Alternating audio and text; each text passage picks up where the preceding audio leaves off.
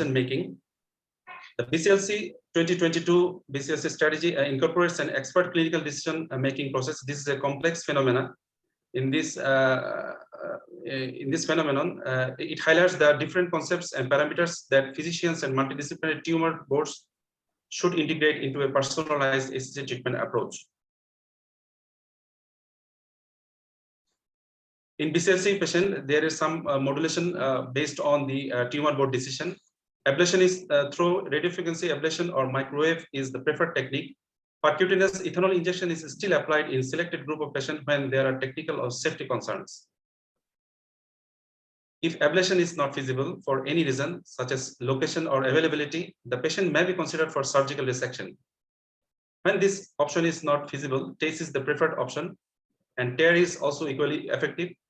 And TARE is used if there is a single nodule less than 8 centimeters according to the legacy inclusion criteria. Regarding the BCLC-A patient, resection and RF ablation offers the same survival benefit for HCC equal to or less than 2 centimeters. Microwave ablation achieves more extensive tumor necrosis than radiofrequency ablation and is potentially the best form of treatment option for those patients with HCC less than or equal to 4 centimeters.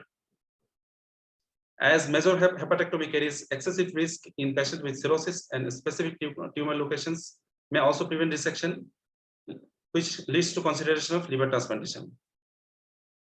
Upon enlisting patient for liver transplantation, and if the expected waiting time exceeds more than 6 months, it is recommended to consider treatment to prevent tumor progression that could rule out liver transplantation. Ablation, chemoembolization, and TARE can be used as an interim treatment option in that case. Laparoscopic or robotic resection allows for adequate margins and is less invasive with fewer postoperative complications and potentially non-significant impact on liver function, even in patients with clinically significant portal hypertension. In case of BCLC-B patients, for patients to be candidate for TACE, liver function has to be well preserved. Increased bilirubin beyond 2 mg or slight fluid retention requiring diuretic treatment are associated with an increased risk of adverse events and suboptimal survival after TACE. Systemic treatment is the recommended option for this BCLC-B patients who are not candidate for TACE. Milan criteria are still largely applied to select patients with HCC for liver transplantation. However, increasing number of the studies have shown that acceptable post-liver transplant survival may be obtained in a selected group of patients at BCLC stage B beyond the Milan criteria. Alpha-fetoprotein is used as a biological surrogate of tumor activity, and when its level is more than 1000 nanogram per ml, it is widely accepted as a contraindication for liver transplantation. However, if after locoregional therapy, the alpha-fetoprotein level can bring down to 500 nanogram per ml, in that case, patient may be suitable for liver transplantation again. And it has shown that after post-liver transplantation outcome is comparable to those reported for patients within the Milan criteria.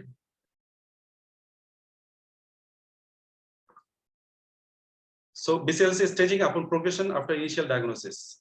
So the carcinoma patients are not always stable. There may have some progression, and it is considered as a dismal event from the oncological point of view. Patients treated with surgical resection, ablation, or TACE may present progression at new intrahepatic sites after successful treatment of the first tumor nodule.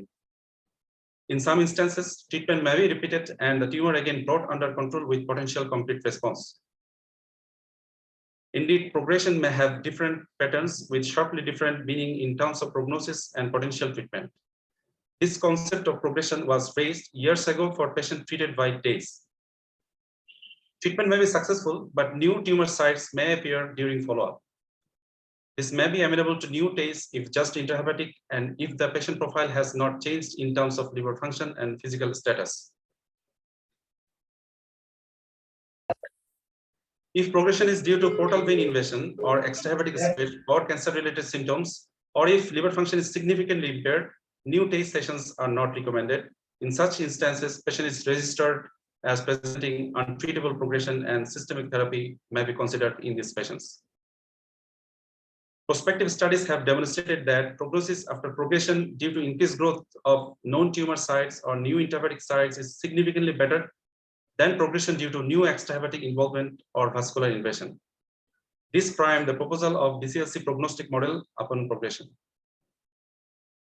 This is the BCLC prognostic model for progression. Patient with childbirth A, performance status 0 to 1. If there is radiological progression after initial treatment, if the growth of the initial tumor exceeds more than 20% and there is new intrahepatic lesions, if the patient is at BCLC B at baseline and there is progression, these patients are labeled as BCLC progression B. If the patient is at BCLC C at baseline, they are labeled as BCLC progression C1. On the other hand, if the patient have new extrahepatic lesion or new vascular invasion, the patient is labeled as BCLC progression C2. And we address that these patients are prognostically very worse compared to these previous ones. So in conclusion, there are new novel features in the BCLC 2022 guideline. There is endorsement of LV score for liver functional assessment. We have said earlier that it uses two objective parameters, that is albumin and bilirubin, which is better for functional assessment of the liver. We have seen that there is a preference of liver transplantation even in BCLC stage 2. After effective downstaging, patient can be offered liver transplantation. There is concept of tumor stage migration, and there is concept of untreatable progression. And finally, there is conception of clinical decision making. In this clinical decision making is a complex process in which the primary physician, along with his tumor board, which composed of oncologists, surgeons, radiologists, hepatologists, all of the member of the tumor board act in concert and take the final decision of the treatment outline of the patient, and taking into consideration the patient profile, patient functional status, the tumor burden, the socioeconomic condition, the cultural belief, etc., should be taken into consideration, and the final decision is thus made. Thank you very much indeed for patient hearing. Thank you, Dr. Mushfiqul Abrar, for your concise and excellent presentation. Now, we'd like to request Professor Dr.